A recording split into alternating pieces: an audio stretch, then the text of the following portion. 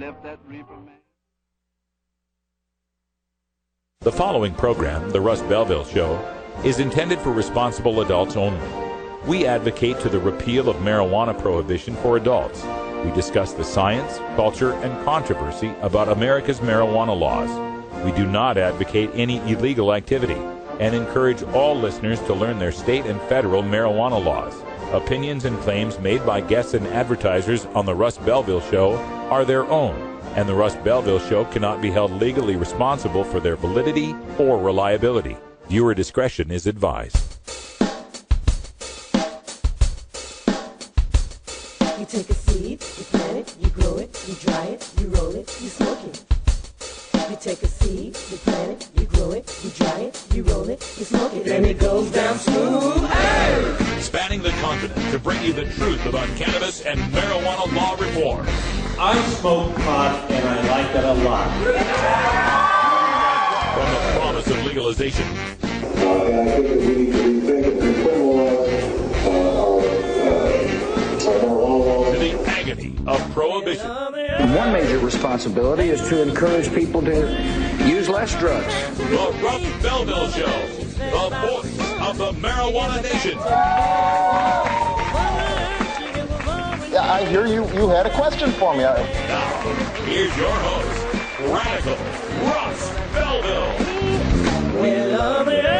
Good day, tokers and tokats. Welcome to the show. It is Tuesday, April 30th, 2013, and it's got to be 420 somewhere in the world. And yes, I am safe. I have returned from behind the potato curtain. I am back from Idaho, where we participated in a press conference at the state capitol. It was covered by ABC, the NBC and CBS affiliates in Boise, covered by their daily newspaper, their weekly newspaper, the county next door's daily newspaper, Huffington Post, Daily Mail UK, Reason Magazine. This story is blowing up. I have got you the audio from yesterday's press conference. We're going to play that in the Radical Rant today at the end of the show. Also got a slideshow of some of the pictures we took from the Idaho State Capitol. In hour two today, I'm going to dig into some of those news sources, and we're going to take a look at the seedy underbelly of conservative Idaho thought and how these people are, so for libertarianism and freedom and get the government off our backs. Oh, unless a mom is using cannabis for multiple sclerosis, then let's get the government in there as much as we possibly can. We'll talk about that. We'll look at some of those comments. We'll reply to some of that and give you all of the ammunition you need to fight back. I want to crash these boards in Idaho. I want there to be so many comments on these stories that people are paging through 30 or 40 pages of this to recognize how not just the people in Idaho, but people all over the country and all over the world are paying attention to this story. We're going to bring the white hot spotlight of truth, logic, science, and reason to these people and force them to realize you do not subject a woman to torture and destroying her family in order to silence her political speech. So we're going to get to that in hour two, so make sure you stay tuned. Also on today's show, we got Bacon Dan in the house. He's going to bring us our Electric Tuesday tune, great remix from Kid Cudi that we're going to listen to. Also, we have got a Behind the Headlines segment. Since we've been paying attention to this whole Child Protective Services thing, our friend Trickster Phillips out there in St. Charles, Missouri, sent me a great link to a case out of Sacramento. And this one doesn't even involve marijuana, people. We're going to talk about that in Behind the Headlines right after this first segment, which is our 420 radio news. We got headlines for cannabis all over the United States. We're going to be taking a look at New Mexico, and we're going to look at Washington State that fixed its loophole. New Hampshire's governor has a shocking request for their medical marijuana. Colorado's House has approved, at least initially, a tax measure for recreational marijuana. And Tennessee, despite all logic, reason, and history and experience, is moving forward with drug testing for welfare. So much to cover, so much going on in the world of marijuana, and we're here for you as the voice of the marijuana nation. Thanks for being here. We'll be right back.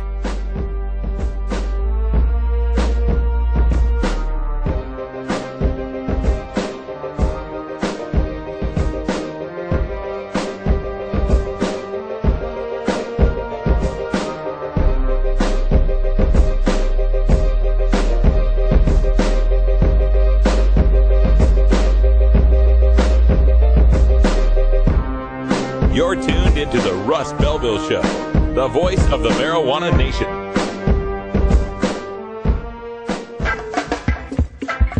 I'm Sub Cool from Team Green Avenger. At TGAgenetics.com, we are working on the leading edge of medical strains. Our strains are rigorously tested for THC, CBD, THCV, and other critical cannabinoids. Know your grow. Check out our genetic diversity at TGAgenetics.com, the home of Jelly Bean, Jack the Ripper, Vortex, and other award-winning cannabis strains.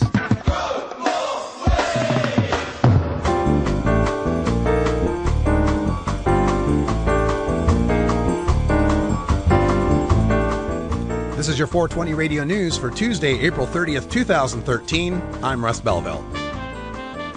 Washington State Senate approves fix to marijuana law from Como News. The Senate approved a measure Saturday that prosecutors and crime lab scientists say is needed because of concerns that a provision in Washington's new legal marijuana law jeopardizes their ability to go after any pot crimes at all. The measure that passed unanimously defines marijuana as part of the cannabis plant containing more than 0.3% of Delta-9 THC and THC acid. Supporters say the change was a technical fix needed to help police and prosecutors distinguish marijuana from industrial hemp, which is grown for its fiber. The House approved the bill on Friday, and now it heads to the governor. The recreational marijuana law currently defines marijuana only by its content of the intoxicating compound Delta-9 THC. Scientists with the state crime lab say that often, even potent marijuana can have less than 0.3% of Delta-9. It's only when it's heated or burned that THC acid turns into Delta-9 THC, and they argue that marijuana should be defined by the combined amounts of both compounds.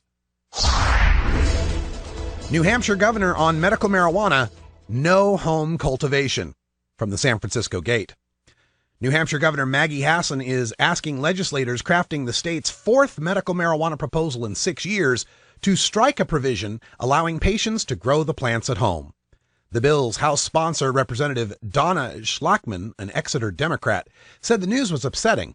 Proponents of home cultivation say it's crucial to ensuring access for patients in rural areas and those for whom the cost of purchasing the drug at dispensaries would be prohibitive. Schlachman also pointed out that many patients who have waited years to access medical marijuana don't have the 18 months to 2 years it will take for dispensaries to open. A Hassan spokesman cited law enforcement concerns about the state's ability to regulate a home grow option as the reason for her decision. Post-traumatic stress disorder will remain a qualifier for medical marijuana in New Mexico, from KOB.com. The New Mexico Department of Health announced Tuesday that post-traumatic stress disorder will remain as a qualifier for medical marijuana use. In November, the Medical Cannabis Advisory Board rejected a petition filed by Dr. William Ulwelling. Dr. Ulwelling argued that a lack of evidence exists to prove medical marijuana helps patients with PTSD. The advisory board recommended that the Department of Health reject the petition. Colorado House gives initial approval to marijuana tax measure, from the Denver Post. Colorado lawmakers spent Monday afternoon trying to find the Goldilocks level for recreational marijuana taxes, an amount neither too high to discourage voters from approving it, nor too low to pay the costs of pot legalization. At the end of the debate, the State House gave initial approval to a bill that proposes a 15% excise tax and an initial 10% special sales tax on recreational marijuana, over the objection of Republicans who said the tax rates are too much. Voters would ultimately have to approve the tax rates, though the bill that proposes the rates must first receive a final vote in the House and a full vetting in the state Senate before going to the ballot. Republicans said the rate was still too high and said the state would be cash-strapped to pay for regulation of recreational marijuana stores if the tax doesn't pass. That perceived reluctance, though, has sparked talk of linking a repeal of marijuana legalization to the tax measure, in part to provide marijuana advocates an incentive to back the taxes. The House has also added an amendment requiring marijuana regulators to come up with some way of restricting the size of commercial marijuana grows, and most contentiously, they added in a limit for how high is too high to drive. That limit had been in a separate bill, which a Senate committee killed last week.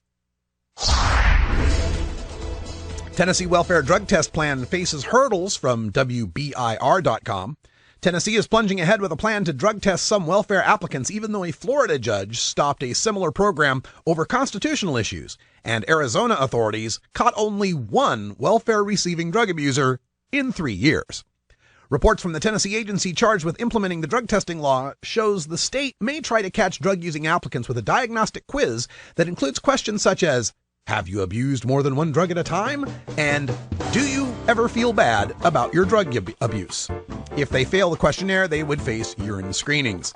The fiscal note says this would cost Tennessee $172,000 a year, but save $1.3 million in benefits. This has been your 420 Radio News for Tuesday, April 30th, 2013. I'm Russ Belville.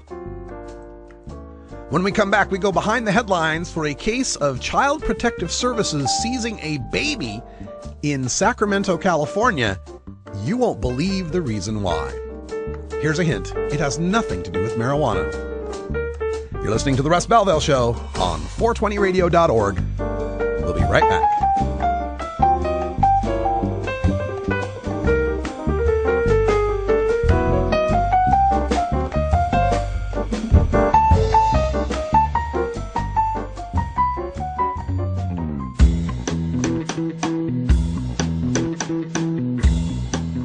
Is medical marijuana right for you?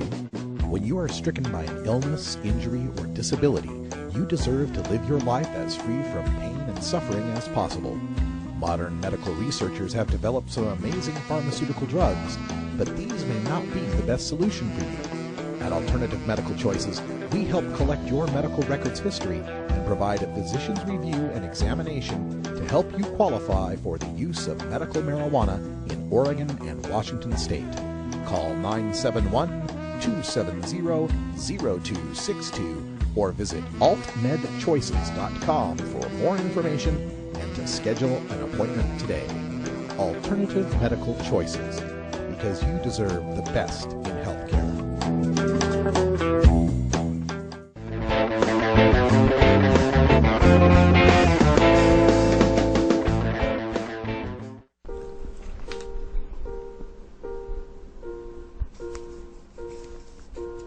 Marijuana is harmless. That's what everybody says these days. It's fun. It's recreational. Some even call it medicine. But every year, millions of young people find out that marijuana is extremely dangerous. Every year they find out that it's deadly. Marijuana smoke is lethal and toxic. Don't believe anything you've ever heard positive about smoking marijuana. It will kill you. Really. It's really gonna kill you. Don't smoke it. It will really, really kill you. Seriously. It's gonna kill you.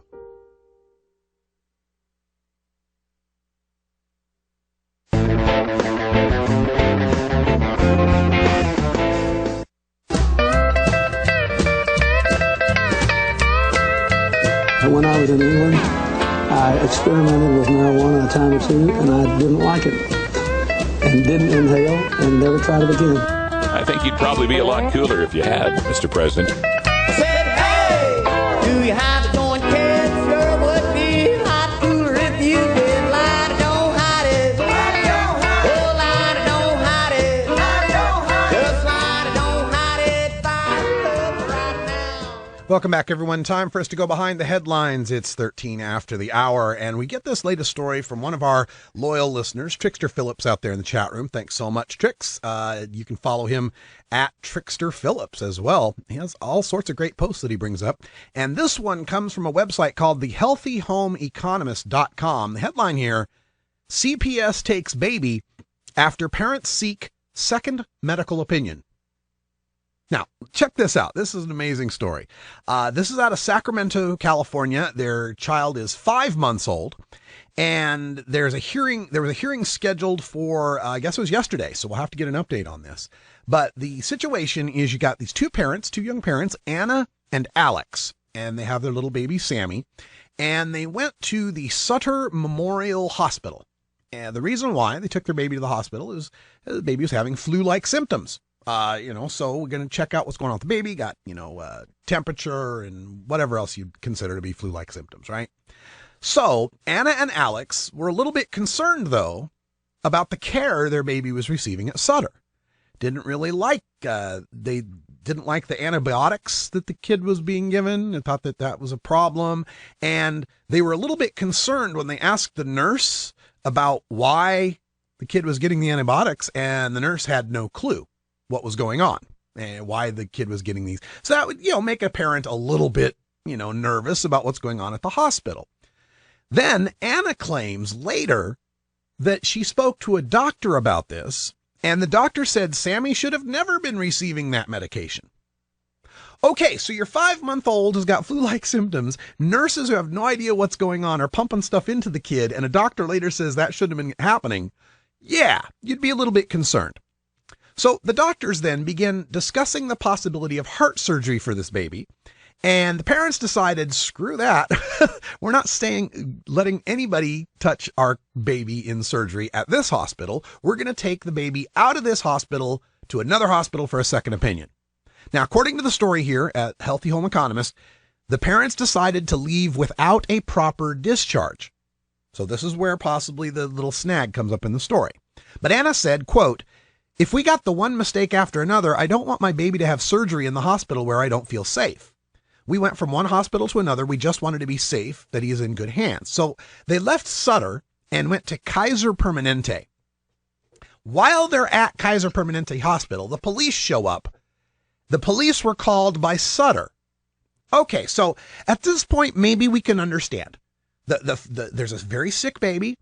The parents bailed with the kid and didn't do a proper discharge. Okay, so let's check up on that. Let's send the police over to the hospital where they're at. I mean, how they knew they were there, I don't know. The story doesn't say. Doesn't seem like they were a flight risk. Looked like they were just trying to help their baby. But whatever, let's check that out. So the cops show up there. And according to the police told the parents that staff at Sutter had told them that the child was in such a bad state that they thought that this baby is dying on our arms. According to Anna, she's saying this. But then the police saw that the baby, Sammy, was fine. And they examined the medical records that clearly stated that Sammy was clinically safe to go home. So the cops left. They said, oh, okay, we've checked up. Baby seems to be fine. We're going to go. The doctor at Kaiser Permanente said, quote, "I do not have concern for the safety of the child at home with his parents," end quote. So, end of story, right? Wrong. Next day, police come to Alex and Anna's home. Alex met them outside and was slammed against the wall and pushed to the ground. His keys to the home were forcibly removed from him, and the police entered the house to take the baby. Anna's home video of the incident shows police entering the home. And I just happen to have that home video, and we will be playing this just as soon as it will pop up here. Let's see if we can get this video to play. Hold on one moment.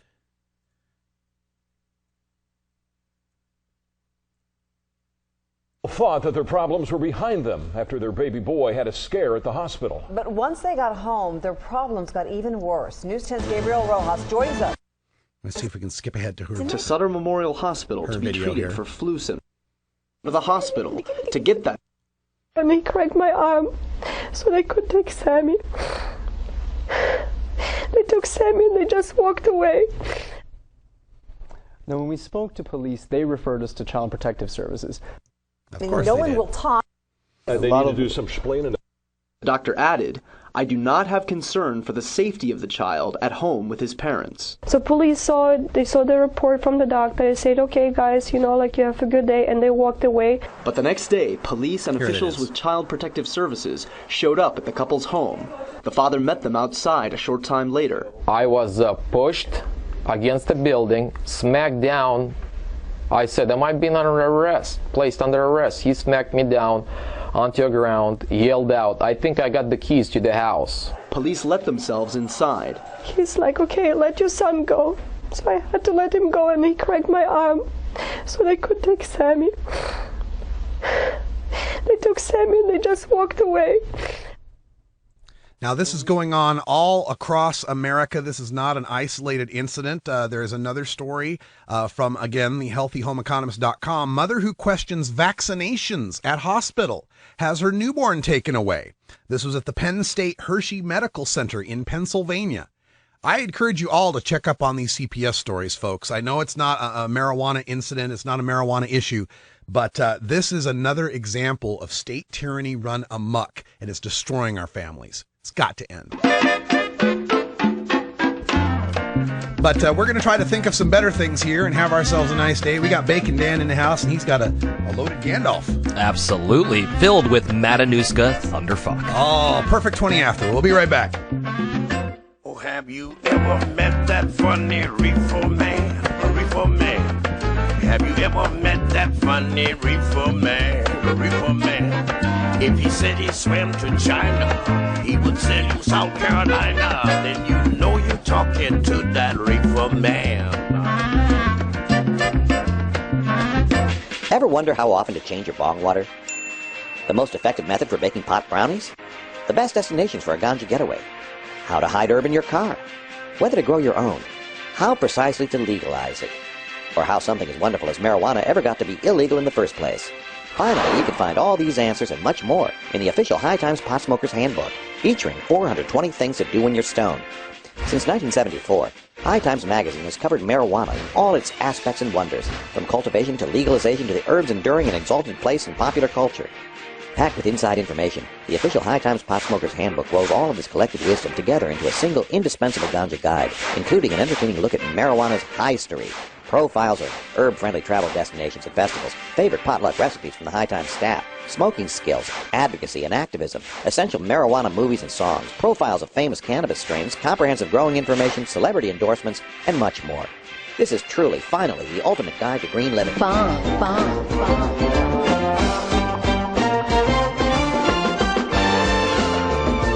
What's happening, cool cats? This is Big Daddy, and I want you to cruise on over to the Funky Roller Rink. We'll be grooving all night long. Doors open at 11 Eastern, 8 Pacific, every Thursday night, right here on RadicalRuss.com. Funky-licious.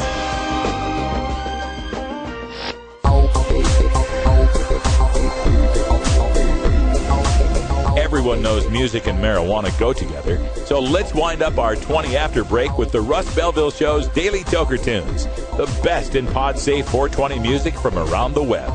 Today is Electric Tuesday, featuring the latest in electronic dance music and other cutting-edge genres.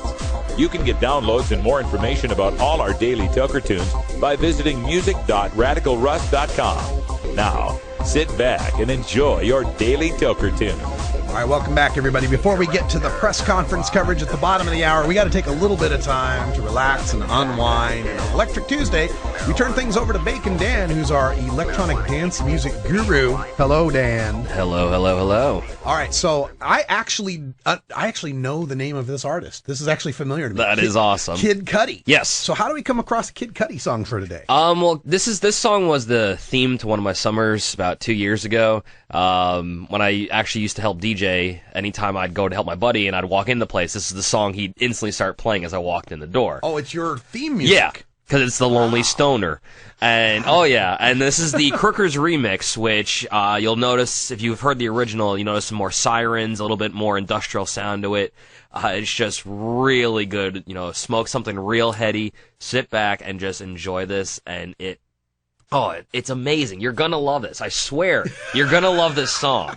Well, let's get to it then. Without further delay, Day and Night, Crookers remix from Kid Cudi by way of Bacon Dan. Thanks. No problem.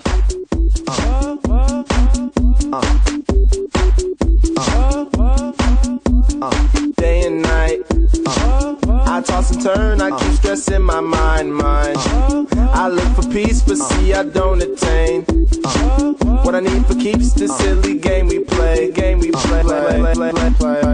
Now look at this, madness the magnet keeps attracting me. I try to run, but see I'm not that fast. I think I'm first, but surely finish last. Cause day and night, the lonely stoner seems to free his mind at night. He's all alone through the day and night. The lonely loner seems to free his mind at night. At night, day and night, the lonely stoner seems to free his mind at night. He's all alone, some things will never change. The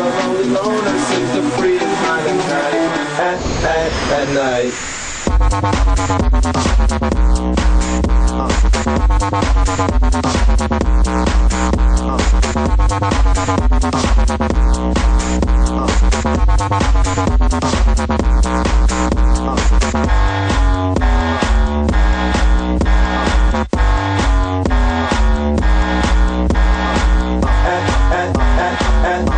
At night.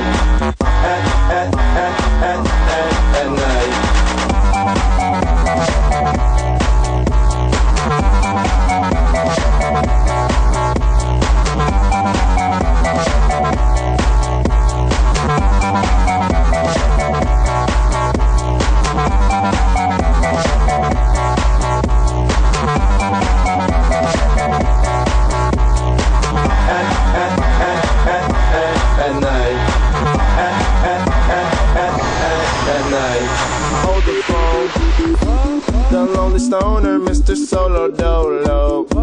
He's on the move, can't seem to shake the shade. Within his dreams, he sees the life he made. The pain is deep. A silent sleeper, you won't hear a beep beep. The girl he wants don't seem to one and two. It seems the feelings that she had her through.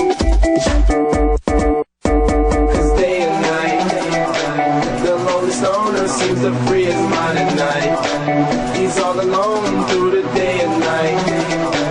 The lonely loner seems to free his mind at night. At night, day and night. The lonely stoner seems to free his mind at night. He's all alone, some things will never change. The lonely loner seems to free his mind at night.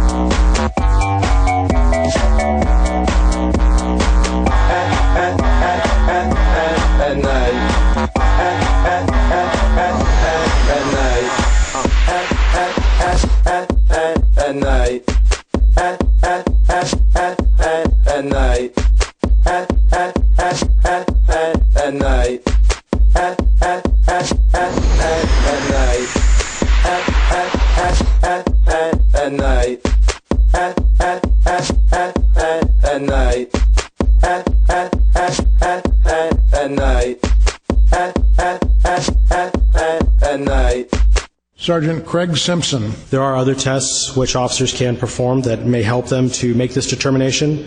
Tests such as one called lack of convergence, which looks to see whether or not a person is able to cross their eyes.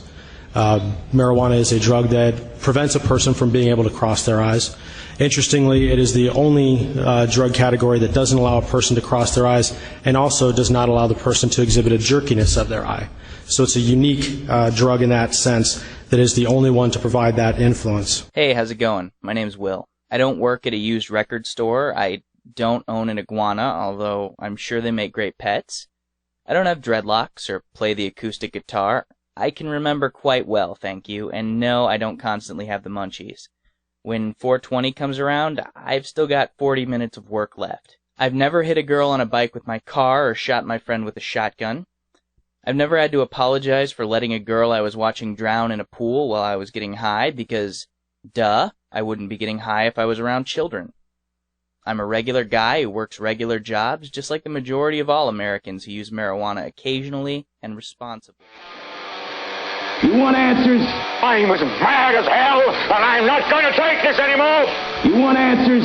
You have offended my family. I think I'm entitled. You want answers? I want the truth! And you have offended a Shaolin temple. You can't handle the truth! Surely you can't be serious. I am serious. And don't call me Shirley. Radical Rant.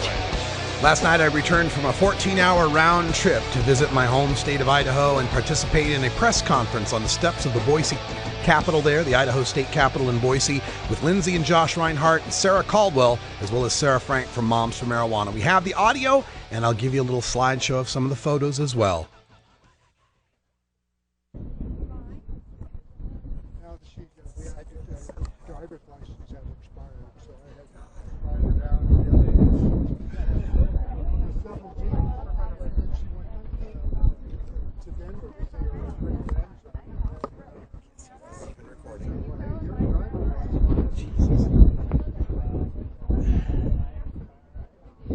Check.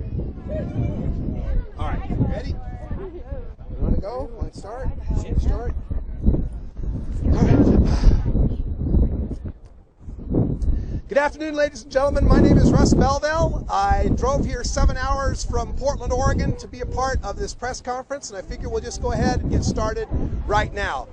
We are here because of these two fine people, Josh and Lindsey Rinehart, as well as Sarah Caldwell, otherwise known as the Idaho Three. I'd like to give them all a chance to speak to you themselves, and then I have a few remarks, as well as, is Sarah going to speak too? We may have a few people to speak, but we'll start with Lindsey and Josh. Hi. It has been alleged that my children have been removed from my house due to being in imminent danger due to cannabis being present in our household. I am the chief petitioner and executive director of Compassionate Idaho. We are trying to legalize medical marijuana in our state. If we had medical marijuana in our state, this would have not been something that our children could have been affected by. We have worked very hard to change these laws in Idaho to protect people from what is exactly happening to us. We're challenging the imminent danger due to the fact that cannabis is a non-toxic substance. Therefore, how could a child be in imminent danger due to its presence? And that is why our children were removed. And we feel that we have been targeted in some way, shape, or form for trying to legalize medical cannabis in our state due to the charges that are pending. We have not been charged with anything as of this time. We have not been charged with trafficking. We have not been charged with possession. We have not been charged with growing. We have not been charged with with anything. We are trying our best to make sure that everybody understands in Idaho that this is an education campaign. We're not trying to cause problems with CPS. In fact, our worker has been very kind to us. And we get a visit tomorrow with our children where they get to see their dogs, and we're very happy. And the foster family has also been very kind. The thing that we're taking issue with is that the imminent danger part. Because cannabis is a non-toxic substance, we feel it's important to educate people that imminent danger and cannabis do not go together, and with a responsible parent. And being a patient should not make you a criminal. I am a multiple sclerosis patient. The reason I had cannabis in my household was due to the fact that I'm a multiple sclerosis patient. I have to use it to treat my multiple sclerosis. Now that they have confiscated the cannabis and my children, I will no longer be using cannabis to treat my multiple sclerosis while I'm in the state. Which is very unfortunate, because now I will have to go on a toxic stew of all sorts of medications that I was able to get off of while treating with cannabis, or greatly reduce my consumption of while taking cannabis. So over the extended amount of time while we are trying to get our children back, and then whatever criminal proceedings may follow due to the cannabis being found in our house, you will all see the difference that cannabis makes in my life. If you start looking at pictures on my Facebook profile from 2011, you can see the difference. I had a sagging eyebrow. I had a sagging lip. I started using cannabis to treat my condition, and my eyebrow doesn't sag anymore, and my lip doesn't sag anymore. I have not been able to consume cannabis since they took my children, and I'm already getting sick again. Multiple sclerosis has many symptoms as it affects the central nervous system. And right now, my symptoms are that my skin is starting to burn, which is one of the most unpleasant things that you can possibly feel in the world. It is like being dragged down a hot road by a semi-truck. It is excruciating. And it's just starting. There's a band of pressure that is coming along around my waist, which is also very painful. And more specifically, muscle spasms and multiple sclerosis patients are very effectively treated with cannabis. And due to not having cannabis, my muscle spasms have returned, and they are lengthened, and they are painful, and there's nothing I can do about them unless I choose to take a pharmaceutical drug. I have to cooperate fully with CPS. We are no longer having cannabis in our house. We are doing everything we can to get our children home. Because nothing is more important than your children. Which is why we've been fighting so hard in this state to make it safe for patients to have medical marijuana so that their kids didn't get taken away. And it happened to us. And we were the ones fighting. And we need everybody in this state to grab a petition and get signatures. Because no family deserves to be torn apart over a non-toxic substance that a medical patient is using to treat an illness. This isn't something that was some hard drug in our house. This isn't something that was there that could hurt our children. This was something that was there because I am sick. Our children knew it was medicine. They knew to stay out of it just like any other drug. Any other cough medicine. If there was, they know not to use tobacco. They know not to use alcohol. They know not to use, any medication at all. They knew not to use mother's cannabis. They know that they're not an imminent danger. And so, with that being said, I cannot treat using cannabis any longer while I am in this state. So I will be doing regular reports so that everybody can see my health decline, so that people can see how important cannabis is to my health. Also, the Idaho State Repository is a very useful tool. We're one of 4 states that has one. I am encouraging everybody to look me up on the repository. My name is Lindsey Rinehart. My birthday is 8/1/82. I am not a criminal. I have 2 parking tickets from 2003. That is my record. I am not a criminal. I am a patient that needs medicine, who did not deserve to have my children taken away from my home and placed in foster care, where there is nothing I can do about it. Now again, CPS has been very kind to us, and so has the foster parents. They're cooperating, we're cooperating, and we hope to get our children back soon. But in the meantime, as an activist for cannabis, we feel the need to point out that cannabis is a non-toxic substance that I, as a patient, need. And without that distinction, this could be something that is much different. So we need to make sure that it is clear that I am a patient and not a criminal, and that my children were not in danger by having a non-toxic substance in my house. How many people keep beer in their refrigerator and can open it up, and those children can get in there and they can drink that beer? How many people have different prescription bottles that they don't close properly, that their children can get into? How many people have herbal supplements, iron perhaps, that your child could eat too much of and get sick from? There are all sorts of different substances that are much more harmful than cannabis, because cannabis doesn't have a harmful rate. It is non-toxic. Nobody has ever died from cannabis. You would have to consume 1,500 cannabis cigarettes in 15 minutes in order to OD from cannabis, and that would be not from cannabis, but from suffocation due to lack of oxygen. So there's no reason to remove a child from a home where a patient is using cannabis responsibly. We cannot let this continue. And this is why we fight. And this is why we fought so hard for 2.5 years. Is because we did not want this to happen to families. Families don't deserve this. This is harmful to our children to be placed with strangers. It's been harmful and hard for us because our babies aren't in our house. Our dogs are depressed because they don't have their boys over a non-toxic substance that I needed as a patient. We shouldn't have to go through this, and no other family in this state should have to go through this. If you are a patient using a non-toxic medication, you should not have to go through this. You should not have your children taken away for having cannabis in your home. It is a non-toxic substance that does not make any sense. If it's non-toxic, then there's no imminent danger. If I would have had a refrigerator full of beer, they would have never declared imminent danger.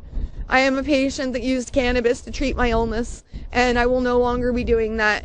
And I will be blogging, and I will be appearing on different shows to let everybody see the decline in my health. I'll be providing medical records, anything that anybody wants to know, with exception which is sealed for the sake of my children.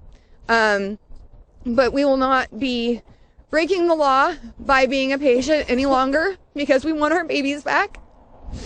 They know how much cannabis helped me, and they're going to see me get sick, which is going to be hard for them too. But I have a support network, clearly, and we've been through this round of MS being horrible on me before, which is why cannabis treatment became so important. But we just have to get our kids back and get through the criminal proceedings that may follow, and from there we will move forward however it is that we choose. But right now we need people to not be scared. We need people to educate people. We need people to tell everybody that cannabis is non-toxic and that children should not be taken from their families and placed into foster care due to cannabis. And the education has to come from all of us. It can't just come from us. But if people start living in fear about this, then they've suppressed us again. And I encourage all of you, do not live in fear. Do not do it. It is painful, it is scary, and you can choose what you do with your fear. There are so many people that tell me that I've been brave, and I feel like I am one of the most scared people on the face of the planet because they have my children. And somebody last night told me it depends on what you do with your fear. If you're going to go out and talk about it and do something about it, or if you're going to lay down and take it. And I refuse to let people believe that cannabis is a harmful substance that a patient should not be allowed to use in our state. And that's just the way it's going to be. I'll quit using the cannabis. I've quit using the cannabis. The police have definitely removed all the cannabis from my home. So there's no real issue there. CPS is working with us to get the kids back home to us. We are getting visitation. The foster family is not the nightmare foster family that you always picture when you hear of foster care. They care about our children, and we know it.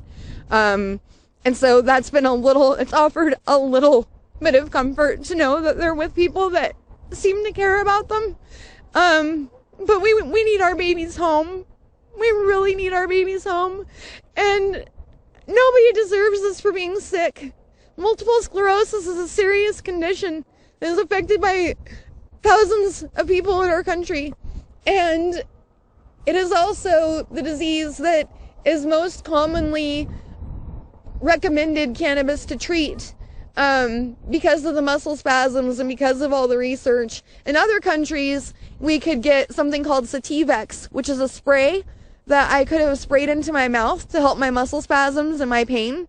But because it has basic organic plant matter, it is not legal in our country for me to have, even though something like Marinol is available to cancer patients, which I will also note is not nearly as effective as the actual plant.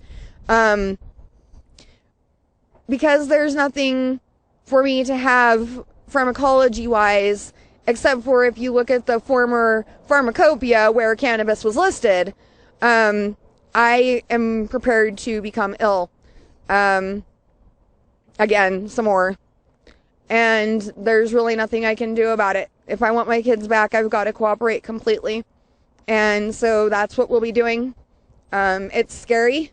But it was something that was an isolated incident due to something with our family. This was not due to Compassionate Idaho, other than if we've been targeted as activists, which we still are looking for and looking at to confirm. But again, I want to make sure that all of the Compassionate Idaho volunteers and all the people that have signed the petition aren't living in fear. This was something that came into our lives in a way we never expected.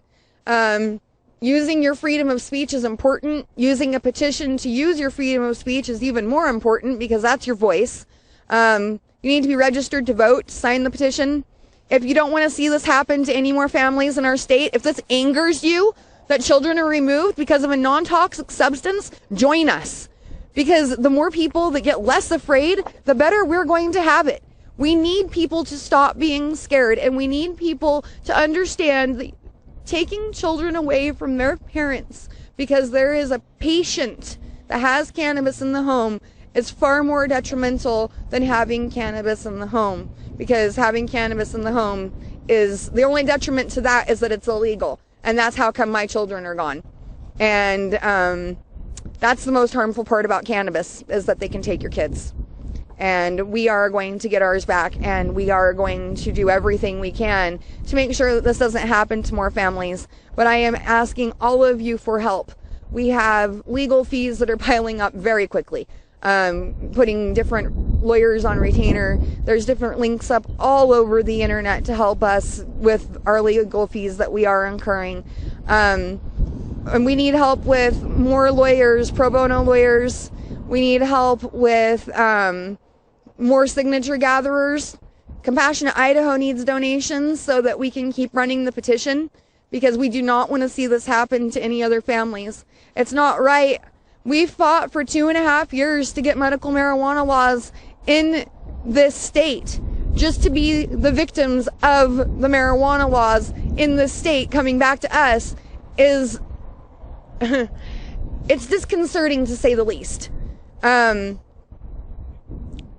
We've worked very hard to protect people from exactly what we're going through. And we need your help to help protect other people. So if you can donate for our legal fund, or you can donate to Compassionate Idaho to keep the petition running, or you can donate your time to get the signatures, or whatever you can do to help make sure that this never happens to Idaho families. Call us. Let us know. Let us know that you want to help. My blog is up. Go to CompassionateIdaho.org. All of our contact information is there. But really, we just don't want to see this happen to anybody else. I have been in tremendous pain for a lot of my life. I've been through a lot of physical pain with my multiple sclerosis. And I can assure you there is no pain like having your children taken away from you. There's just no pain like it. I'll take the burning skin over it any day of the week. I want my babies back. That's all I've got right now. If you feel like you can help Lindsey and the Idaho Three with their case, you can just go to Google and type in Idaho Three. Like she said, there's about 7 top 10 pages on Google now discussing this case. It's gone all the way to the Daily Mail in the UK. Reason Magazine is covering this. We are bringing a white-hot shining spotlight on this case because it is far more harmful for children to break up their families than for her to use cannabis as her medicine. Another person who was affected by this is Sarah Caldwell. Did you want to speak a little, Sarah? Yeah. So I've got 2 boys also, a 6-year-old who happens to be autistic and an 11-year-old son who is just absolutely wonderful. I did get my children back in their home. The first night they slept with me in the same room. I caught my son packing his toys in grocery bags. I asked him, "What are you doing?" He said, "I'm getting my things together in case the police make me leave again." I don't think any child should have that fear ever. They should not experience being taken from their parents, especially under something that is so non-toxic. I may have my children back, and Lindsey and Josh don't have their children back. Lindsey and Josh's children, I love them just as much as I love my own. I'm going to keep going with this petition. We're going to keep going to keep it going so that this doesn't happen, and we're going to get our boys back. Thank you, Sarah. Also, a longtime activist here in the state, the founder of Moms for Marijuana International. We have Sarah Frank here to speak. Thank you, everybody, for coming to this and for supporting these guys. Cannabis should not be a crime. We should not be locking people up and stealing people's children for a non-toxic plant. We need everybody in Idaho to step forward and demand that we make this legal. The Idaho legislature just put out a statement saying that they don't want it legal. They don't agree for any reason, even for these patients, even for our children. I went to their hearing the other day and they put a ton of kids in the room. So these are Idaho's children. We need to protect them. Well, guess what? These are Idaho's children. Those children in foster care are Idaho's children. I am Idaho's child. And without cannabis, I could not be a mom. Without cannabis, she could not be a mom. Are you guys pissed yet? Yeah. This could happen to you. Please come support us. We have the Global Marijuana March coming up this Saturday, 1 p.m. in front of the Art Museum. We're going to march right to here and make our statement. Thank you. Thank you, Sarah. Roscoe. I'd like to conclude this press conference with some words of my own. My name is Russ Belville. I'm a third-generation Idahoan. My grandpa moved here from Kansas back in the day after fighting World War II. My mom and dad and brother and family all still live here in Idaho. But I left Idaho 10 years ago. And the reason why is because my ex-wife at the time, she was a patient. She needed marijuana. And I didn't want to take the chance that she would end up in a cage just trying to get some relief for chronic pain. So I've been working in Oregon for 10 years now, working with medical marijuana patients. I've traveled to 17 states, 33 cities over the past 5 years, meeting people with multiple sclerosis, with Lou Gehrig's disease, with epilepsy, with cancer, with HIV, with Crohn's. I have a friend in England who gained 20 pounds because he's got Crohn's disease. In England, he couldn't get any decent medicine. He comes to America, he partakes of medical marijuana in Oregon, he's able to put weight back on. This is a medicine that is helping plenty of people. And because of that, I have driven 7 hours across Oregon to say one thing to the state of Idaho. Shame on you! Yeah. Shame on you, Idaho! Hell yeah. These people are expressing their First Amendment right to petition their government for a redress of grievances, and the Boise Police Department thinks that's harmful to their children.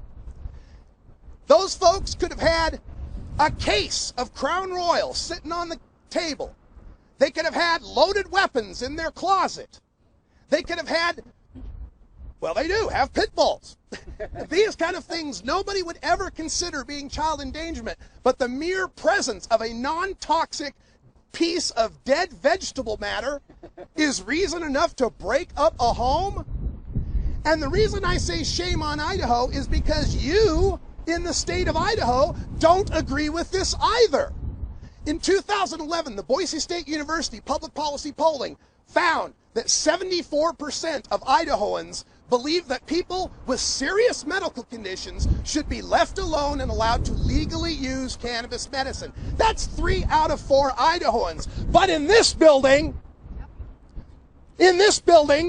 a majority of the legislature says no marijuana legalization, not even if you have multiple sclerosis, not even if your skin's on fire, not even if the trembling and spasticity keeps you awake at night, not even if this puts you in such a deleterious state you can't even be a mother to your children. Hell no, we're not going to support it. And Idaho, I don't believe you feel that way. Do you think this woman should be put in a cage? No! Do you think her children should be taken away from her? No! That's hell no. Hell no. Hell no. Now we can change this in Idaho. And I know that there's people in Idaho that are afraid. They see Oregon and Washington, they see pot parties and rallies, and they worry about the quality of life in Idaho. I understand that. But please understand that the medical marijuana that is being promised here for the state of Idaho is very responsible, very restricted, and would ensure that only the sickest and most disabled Idahoans would be able to take advantage of this medicine and nobody else. Nobody's talking about setting up bong shops on State Street. Nobody's talking about having massive pot parties on the lawns. We're talking about a mom who just wants to be able to raise her kids. The thing that really blew my mind before I came out here, I do the news for 420radio.org. We are a 24-hour cannabis community radio station. We're on 5 days a week. So I cover news stories on marijuana every day. And I saw this story come from Middleton, Idaho on last Tuesday. A mom left her 3-year-old and her 10-month-old in the car while she went back inside to grab something. Also in the car was a loaded .45. The 3-year-old got a hold of the loaded .45 and shot the 10-month-old. Grazed the cheek. The kids are fine. But did that mother lose her children for child endangerment? No. Somehow, keeping a loaded .45 in your car with your kids alone is merely an accident. But keeping your medicine in your closet locked up, that's child endangerment? That makes no sense. And this is not limited to Idaho. Just last week, I collected 5 stories of children aged 4 and younger who managed to get their hands on a loaded weapon and either shot themselves, another child, or an adult. And in the case the adult, killed her. Did any of those mothers lose their children for child endangerment? No. 5 kids getting their hands on loaded guns in the span of a week. Not one child endangerment charge. But a mom with multiple sclerosis has some dead vegetable matter in her closet. Boy, those kids are in danger. We got to remove them immediately. Does this make sense to you? No. So here's what you do. Get yourself registered to vote. Show up at the march next Saturday. You're not alone. People in 300 cities are doing this same exact march to say it's time to end this stupid war on a plant. There are better ways of dealing with it than locking people up and ruining their families. Show up at the march, register to vote, get involved with CompassionateIdaho.org, sign the petition, make a change, and tell these guys in the legislature they're wrong on medical marijuana. Are you with me? Yeah! Are you with me? Yeah! Let's make a change for Idaho. I'd like to come back and visit my family and not be a criminal someday. Thank you. Now, that's our coverage of the press conference that took place on the Capitol steps yesterday in Boise, Idaho, covered by the local NBC and CBS affiliates, the daily newspaper, the weekly newspaper, the newspaper in the county to the west where I grew up, Canyon County. Plenty of coverage on this leading into the Global Marijuana March taking place this Saturday. If this story is important to you, make a sign and be present at your city's march. Wherever you are, there's over 300 cities nationwide, worldwide, that are participating in this march. Make a stand and show that we are together in this, and we must end this stupid prohibition on marijuana. It was a very, very compelling event, and I will have the audio combined. I used 2 cameras. The camera that's got the video shot was too far and the wind was too much to hear, so I have to sync the audio and video together. I'll try and get to that tonight. We'll get it posted on YouTube so that you can share it. Stay with us. We're going to go into hour 2. We're going to continue this subject. We got Bacon Dan and Brian the Red with us as well. I'm going to read you some selected comments from the Idaho newspapers, and you will get a really good look at why I moved. For Bacon Dan and Brian the Red, I'm Radical Russ. Thanks for joining us, and until next time, take care of each other, tokers.